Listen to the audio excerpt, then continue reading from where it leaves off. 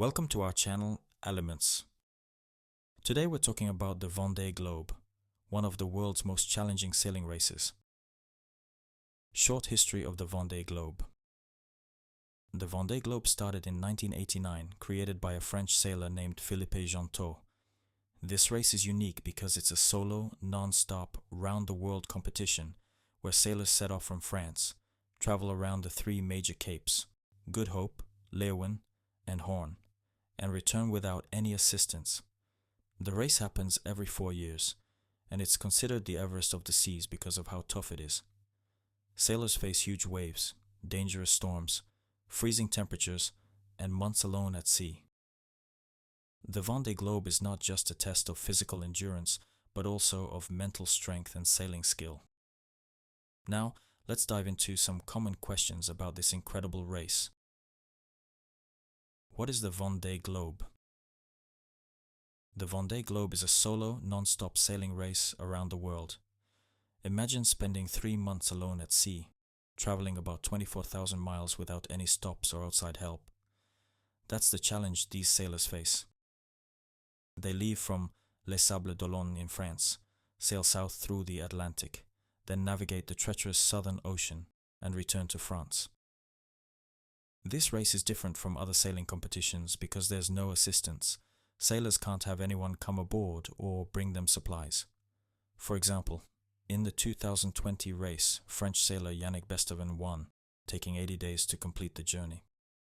The Vendée Globe is both a physical and mental test, as sailors face tough conditions and isolation. How do sailors prepare for the Vendée Globe? Preparing for the Vendée Globe takes years of physical training, technical skills, and planning. Sailors work on their physical endurance to stay strong during months of challenging conditions. They also need advanced knowledge of their boat's mechanics, as they have to fix any problems themselves. For example, British sailor Alex Thompson had to fix a broken rudder in the middle of the ocean in the 2016 race. Before the race, sailors also plan their food carefully, packing freeze-dried meals that can last up to 3 months. On top of this, they train to handle isolation, as they'll be alone with no contact except for satellite calls. This intense preparation is crucial for facing the Vendée Globe's extreme challenges. What kinds of boats do sailors use in the Vendée Globe? The Vendée Globe uses a special type of boat called an IMOCA 60. These boats are about 60 feet long and they're built to be strong, lightweight, and fast. IMOCA 60s have a unique design with foils, wing-like structures that help lift the boat partly out of the water, allowing it to go faster by reducing drag. Imagine the boat skimming along the water's surface at high speeds, even in rough seas. However, these boats are also very delicate and small problems can lead to serious issues. In 2008, sailor Jean Le Cam capsized because his keel, the part that balances the boat, broke. Thankfully, he was rescued, but this shows how challenging it is to sail one of these high-tech boats alone. Why is the Vendée Globe so dangerous? The Vendée Globe is dangerous because sailors face extreme weather and rough seas, especially in the Southern Ocean. This ocean is known for massive waves and strong winds, with no nearby land for thousands of miles.